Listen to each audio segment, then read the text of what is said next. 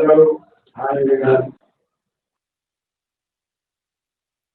Hi, good evening, everyone. All right.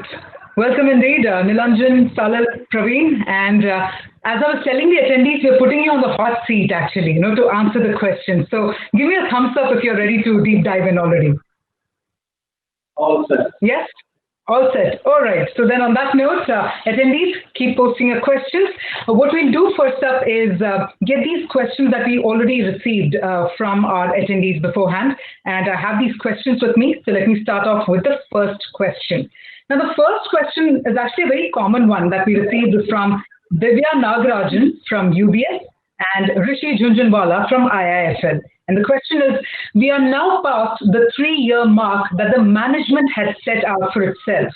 So what are the next steps in terms of strategic direction and investments for the company?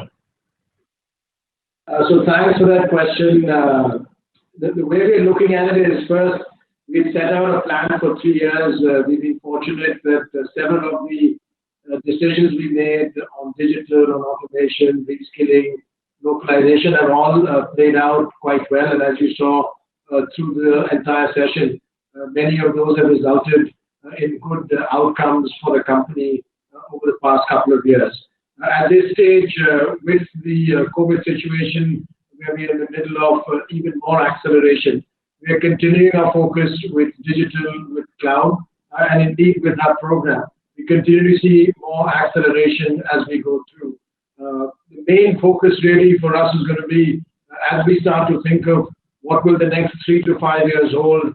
You heard from Nandan, there's some mega trends that are propelling our industry, our clients, and those are the trends that continue to dominate a lot of the work that we're doing. But we're really happy with the digital and cloud focus that we have for now, and that's giving us a lot of growth and benefit. Thank you, Salil, for answering that. And with that, let's move on to the next question. This is from Surendra Goyal from Citi. And Surendra asks that given the expectations of growth returning to pre-pandemic levels and likely higher offshore, what are your thoughts on the supply side for next year? And with high utilizations with limited headcount increase, is there a risk that hiring picks up across the board and results in spike in attrition and high wage pressures? Hi, good evening. This is Pravin. I can take that question. Overall, as you're aware, the voluntary attrition has come down dramatically. This quarter, it was less than 8% as compared to over 18% about a year back. Definitely part of it is due to COVID and low demand. But a significant part of it is also due to various people initiatives that we have taken in the past few quarters. In addition, we have gone the extra mile during the COVID pandemic, which Salil and myself talked about earlier in our presentation. People are very appreciative of it.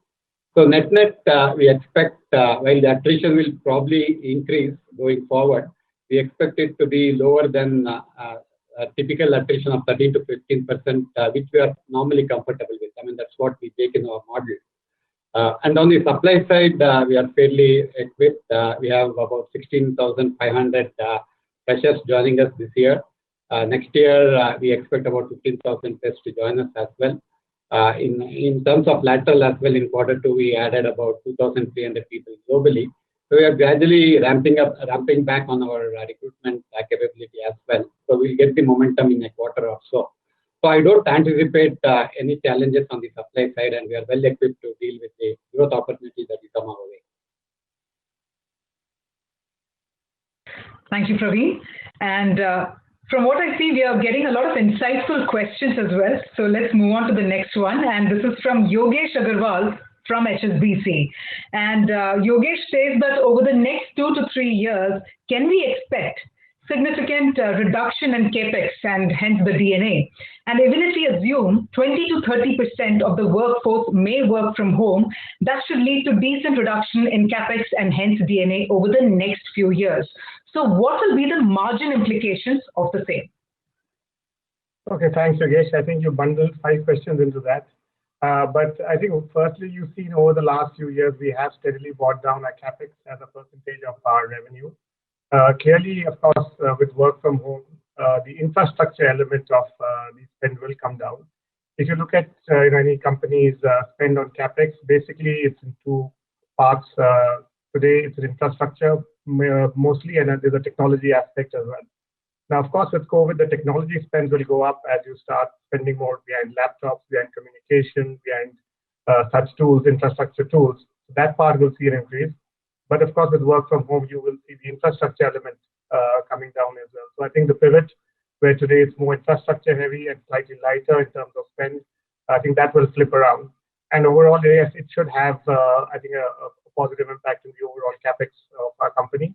I think a bit premature to say what will be the margin impact. I think probably all of you already know the spreadsheets and are modeling that ahead of us. Thank you, Nilanjan. I think that fairly answers actually Yogesh's question. And so meanwhile, let me also inform the attendees, please keep posting your questions in the question tab. And with that, let me also now bring forth the next question for you all. This is from Nitin Padmanabhan from Investec. And Nitin is asking, how does SAP's change in strategy impact the maintenance part of the business, considering SAP expects most of its clients to shift to the cloud by the end of 2022. So what could be the potential impact on the revenue? I can take that as well. See, this move from SAP or any ERP provider to cloud is very strategic, but it's also complex. And typically, these journeys are multi-year. And I doubt, the fact SAP is stating that it will end by 2022 is probably very ambitious. And in fact, I think by this time, most enterprises would have started the migration, but they would be in the middle of the journey. In fact, SAP on their core on-premise app, they've extended support till 2027. So I think this is a long time coming. And SI has a huge role to play in this migration as well, not only in terms of product selection, helping in roadmap, but we have a role to play in the migration. We have a role to play in the integration as well as we understand the landscape. So it's a huge opportunity for us. And in fact, the tech spend that you were talking about on maintenance, historically over the years, it has started coming down because most of it we have been able to automate.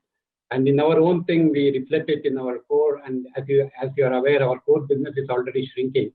But at the same time, we are seeing opportunities in other part of the ERP in terms of helping them migrate to cloud and so on. So net-net, it's a positive for us, positive for SIs, and it will be a huge opportunity. And we don't anticipate any impact due to this. Thank you, Pravin. And all right, so with that, then let's move on to the next question as well. This is from Keith Bachman from Bank of Montreal. And the question is, how does the management think about margin and revenue trade-off in both the medium and long term? Okay, I'll take that, Keith. I think in our mind, I think there's no ambiguity, there's no dichotomy. We are very, very clear that we have to go and get the growth and we have to go and get the margin. And these are actually in parallel tracks. So we have to go out and win deals, get competitive growth. But at the same time, we have to go out and get inefficiencies weeded out of the organization, because inefficiency and waste keeps on creeping into all organizations. And therefore, we deliver, as you showed on our strategic levers on cost on one hand. On one side, we go and deliver on our large deals. And you can see our performance over the last few years that we've been able to both show industry-leading growth and also started improving our margins as well. In our business, you could have profitable deals which are not run efficiently, and vice versa as well. So you have to keep on going out and continuously, rigorously look at every cost line, every project, quarter after quarter, and with that rigor, you can start seeing costs which are idle or wasteful and start weeding them out. So I think in that sense, we're very clear we have to deliver on both. I think we're getting some interesting viewpoints from all our three speakers, and we're also getting some wonderful questions from our attendees. But that also now brings me to the next question, which is from Pankaj Kapoor from CLSA. And Pankaj is asking, do you think all these mega deals of the scale of Vanguard will come only once in a while, and the market has now shifted more around sub 500 million deals? So do you think it's something that happens only once in a while? I think we are definitely seeing increase in interest in Vanguard kind of deals. These are deals which involve integrated ops tech and also element of transformation. And we are seeing this interest across multiple segments. However, these deals are pretty complex, takes long time to come to bear. It also involves a lot of proactive shaping of the deals and in some cases co-creating in some sense the solution with the customer. So while we may see a few more deals of this kind, a significant percentage of large deals will continue to be 100 to 250 million range that we have seen in the past. So that's what we are seeing so far. Thank you, Pravin. That brings me now to the next question. And this is from Sandeep Agarwal from Edelweiss. Sandeep says that in every cycle, we have seen that growth comes in a segment which typically is in small proportion of growth. But this cycle is extremely different as it's riding on a segment which is already half of the business. So what is your view on how impact on growth of this cycle is with regards to the past ones? How do you think it's different? Here, the growth really is driven from digital, as you rightly point out. And that gives us the ability to work with more and more clients in different industries. As long as the digital investments and the focus on cloud is in the right area. If we can get that consistently right, make sure the investments are in the right direction. For example, some of the acquisitions we've made, for example, the investments we made in scaling up some businesses. Then we can see growth sustaining itself because, as you rightly put it, almost half our business is now digital, which was growing 25% in the last quarter. Thank you, Salil. That also brings me to our next question again. I think it's amazing to see how they're going back to back. Looks like the interest among the attendees to ask questions to see you in the hot seat is also extremely high. So let's move on and get this question from Ashwin Mehta from Ambit Capital. How do you see the interplay between the digital gain and legacy pressures? How do you see that it plays out? And are we at the cusp of legacy pain subsiding and hence digital being more additive or addictive to growth, or market share gains is still more relevant metric to watch out for? It's a lengthy one, but let's see. I think our sense on that is both are relevant, so both the digital growth and the market share gain. And I think Pravin described it one of the in the session and also in one of the answers. There's a lot of work which is focused on modernization. So there's a massive estate which is now shifting in many ways to a digital framework, to a digital landscape, to going onto the cloud. So that is driving a part of the growth, but overall market share is a critical metric as well. And that's what we are positive about because we've seen growth in the past 2 quarters, which of course globally are a very difficult economic landscape. Thank you, Salil. And time for our next question. Trust me, these are slightly lengthy questions, so I'm going to read them out slowly. This is from Sandeep Shah from Equirus.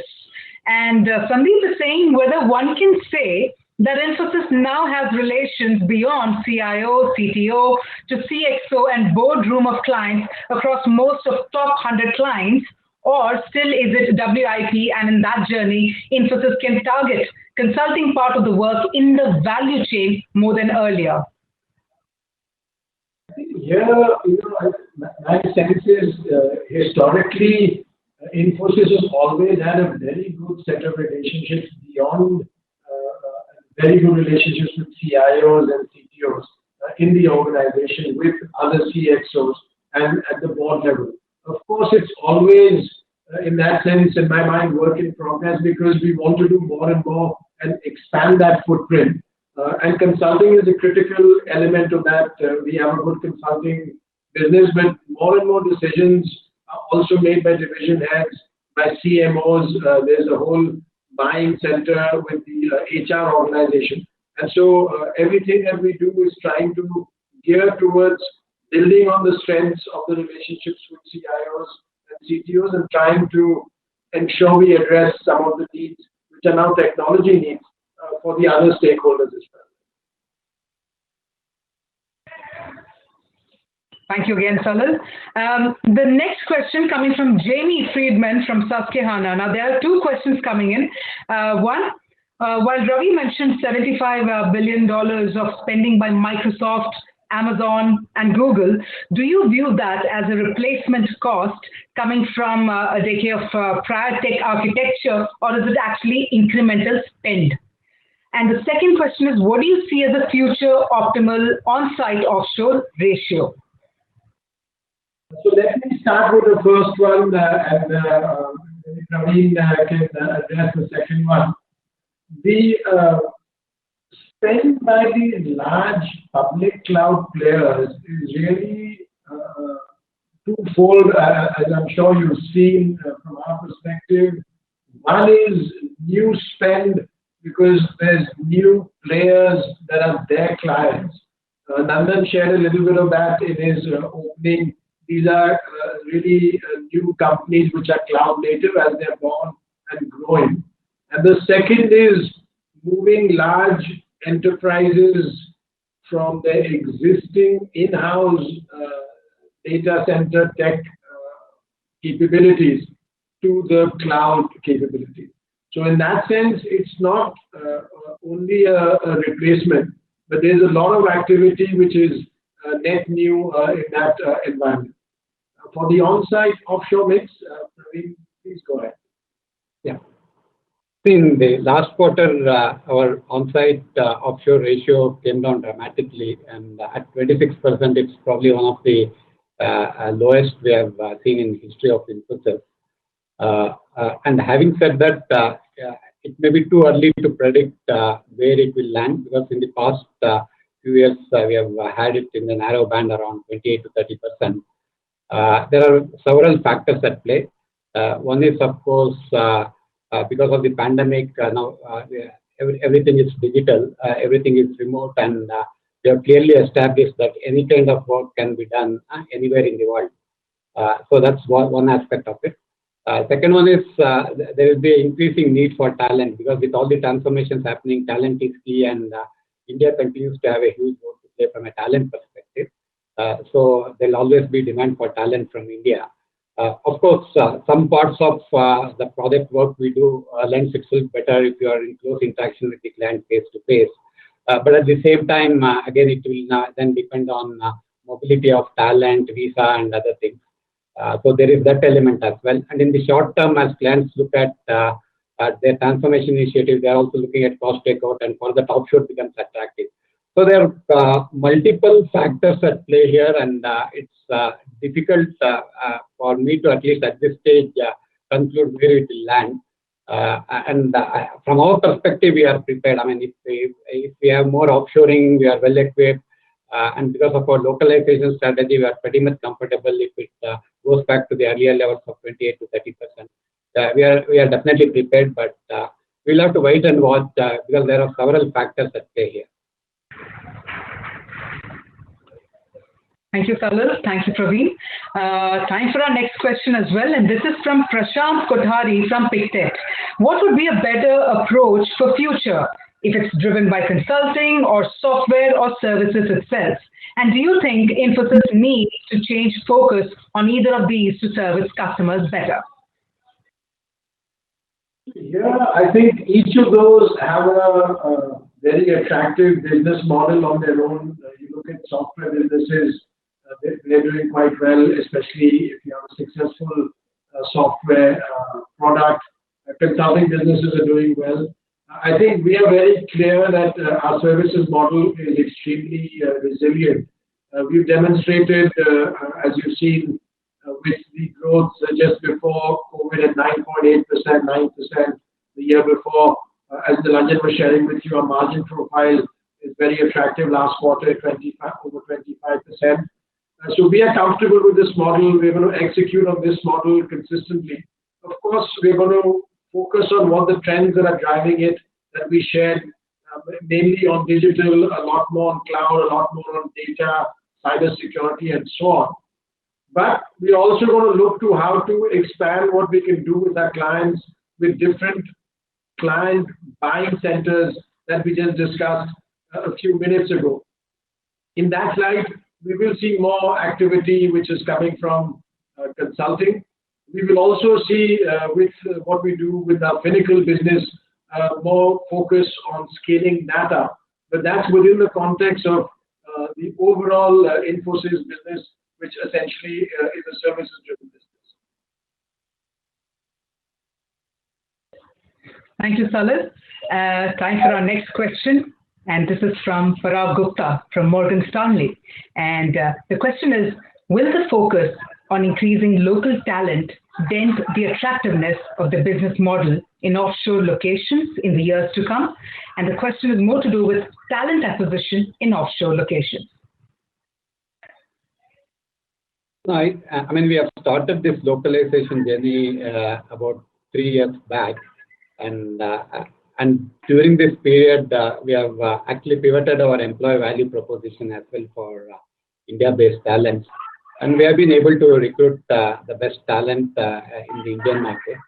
I don't see any challenge with that. The kind of work we are doing, the opportunities in front of us, a lot of disruptions happening.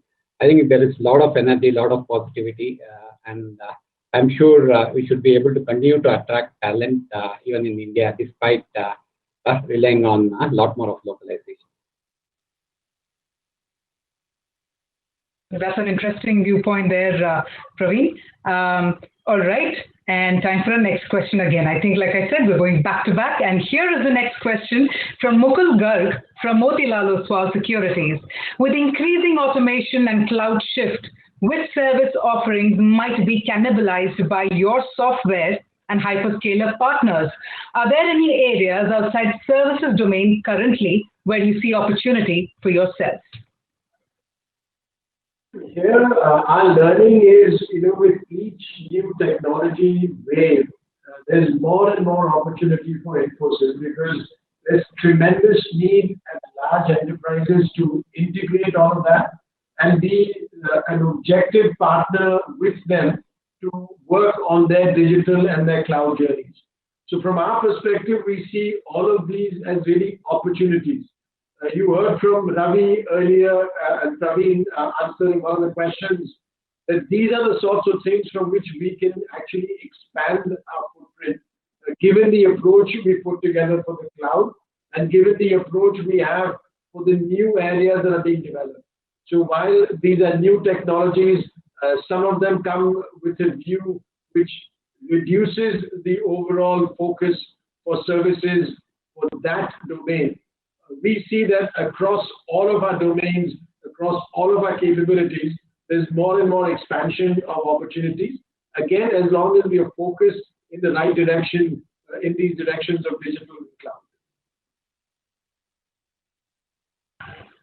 Thank you, Salil. That was indeed a very nice and strong question there. I think he's probably taken it seriously that 3 of you are on the hot seat. But yes, I'm going to urge our attendees to keep those questions coming. With that, let's also move on to the next one. This is a common question from Divya Nagarajan from UBS and Manik Taneja from JM Financial. You noted that you expect to revert to pre-COVID revenue momentum. So should the accelerated digital adoption plus the share gains not result in better revenues than pre-COVID rates?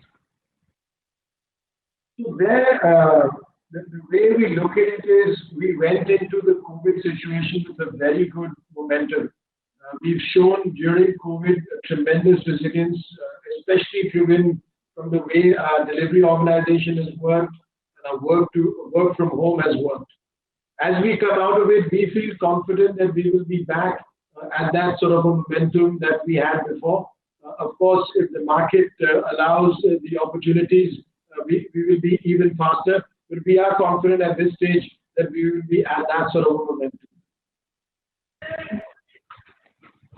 All right. Thank you again, Salil. And our next question is coming from Manik Taneja from JM Financial. How should we be thinking about the profitability of large deals like Vanguard, where we are rebadging a significant amount of onshore delivery staff. We have seen in the past that such takeover deals have impacted margins at the segment or company-wide level. Let me start with that, and Nilanjan can probably add a little bit to it in terms of the margin overall for the company. What we've seen is we've had several, you heard from Mohit, large deals and really a growth in the way our sales has worked over the past 3 years. Yet last quarter, our margin was the highest we've seen in a very long time. There are strategic levers that Nilanjan mentioned that have been put in place, and that helps us overall from a margin perspective. Nilanjan, over to you, please. Yeah. So, as we bid for large deals, usually these are over 3, 5, 7 years. And you basically see over the entire life cycle, what is the cost profile, what costs you can take out over the deal over the entire period. So definitely on day one, you will not be able to say that large deal will give you portfolio margins. But we are very, very rigorous that, we have milestones as we look for the large deal duration to say, what are the strategic levers we can deploy? And we talked about those in automation, in terms of on-site offshore pyramid, our entire talent base, our agile DevOps. And therefore, we have a number of, ammunition in our armory, basically over the deal cycle to make these large deals trend towards the overall portfolio of the company. So I think we are very clear that we won't sacrifice, profitability, and I've already mentioned that. We will go and get the growth, and we will at the same time cut our, waste in the organization and optimize costs further.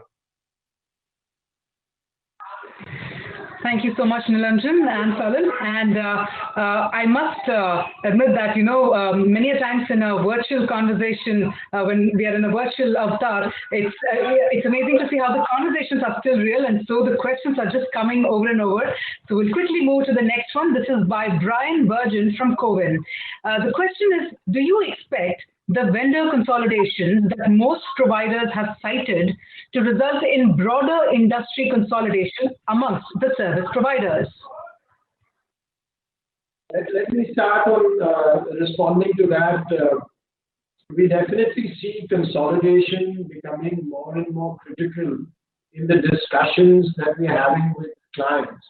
What we've noticed is over the last 6 months during this COVID situation, the way that we've delivered for our clients, the way our own digital infrastructure has worked, the way we were able to mobilize with speed to work from home, our own agility has resonated with our clients. That coupled with a very long history over the last 10, 15, 20 years of absolutely solid delivery and the relationships we have, we are seeing some discussions with clients for more consolidation.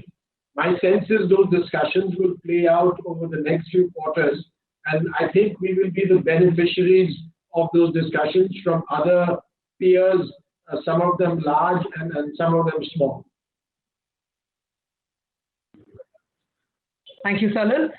Moving on to the next question again. This is by Apurva Prasad from HDFC Securities.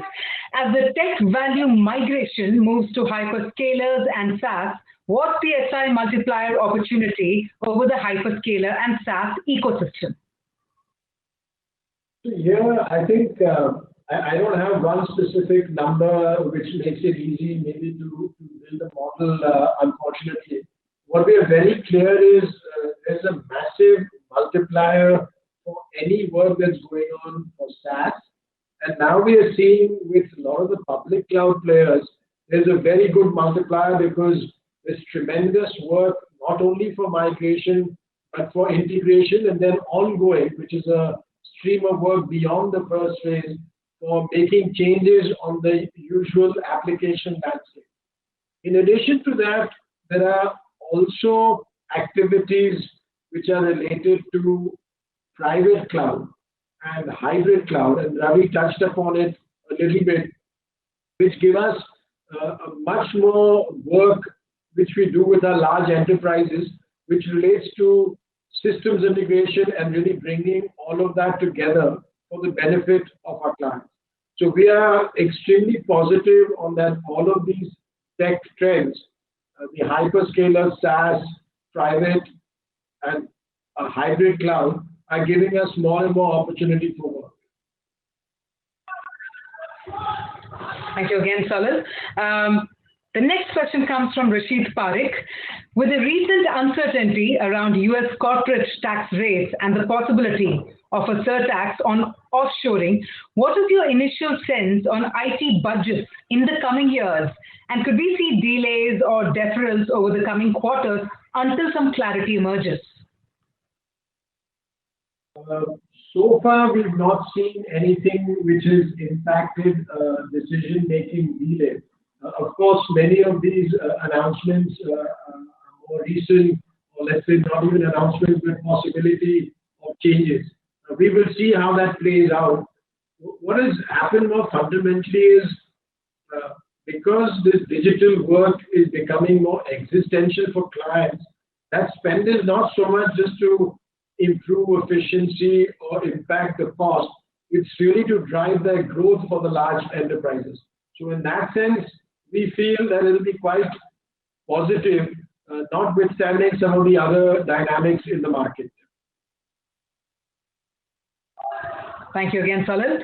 We're now moving to the penultimate question because it's only time for the last two questions. This one's coming from Sudhir Guntupalli from ICICI Securities. Our plans of hiring an additional 12,000 local employees in US by 2022. Will we rethink this strategy or relook at the timelines given that the approach of the president-elect on the visa issue appears to be more liberal? Let me start with this, and Pravin may add a little bit as well. The focus we put on this is really to build a lot of business model resilience in the way we are looking at our business. Pravin shared with you earlier, Ravi shared with you our digital centers that we have built. We are also looking at how a lot of this, what Nilanjan was discussing, building a local pyramid within the US. My own sense is the changes that we see, of course, in the political landscape are not going to make a change in the way we do our business in the short term. Our focus remains more and more on localization. Pravin, if there's anything else you can. Yeah. I think as Salil, as you mentioned, it's early days to see what the approach of new regime is towards visa. And by and large, many of the things we have seen during the Trump regime, it has had bipartisan support as well. And as we have always said, looking at the skill gap and what's happening in US, it does not make any logical sense. But obviously, I mean, there are other factors at play. So it's highly unlikely that we will ever see going back to the pre-Trump days of visa regime. You will see some changes in the visa regime. It may be shift from what we saw during Trump regime, but it'll not go back to the old pre-Trump days. So I think from a strategy perspective, I think our approach of localization is probably the right one. This is what we anticipated about 3 years back, and we have seen huge success, and we have benefited from that, and we'll likely to continue that. Thank you, Pravin. Thank you, Salil. Well, guess what? It's time for our last question of the evening. And this is coming from Abhishek Shindadkar. Infosys talked about $500 billion of cloud spend. And last year, you articulated that ecosystem spend is a mix, the spend mix is 1:3.5x.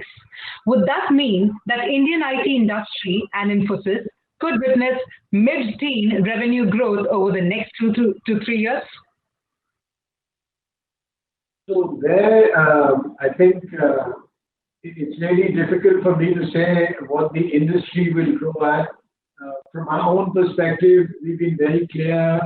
We see good overall tech environment because of the changes that you just described, because of the cloud spend, the digital transformation. And we remain confident and comfortable that we will come back to the same momentum once we are beyond the COVID situation. Thank you again, Salil. And with that, we actually come to the end of the open house Q&A with Salil, Pravin, and Nilanjan. So first up, I'd like to thank the three of you for actually answering them all, and it seemed to be absolutely interactive. So thank you so much. Thank you. Thanks, Maria.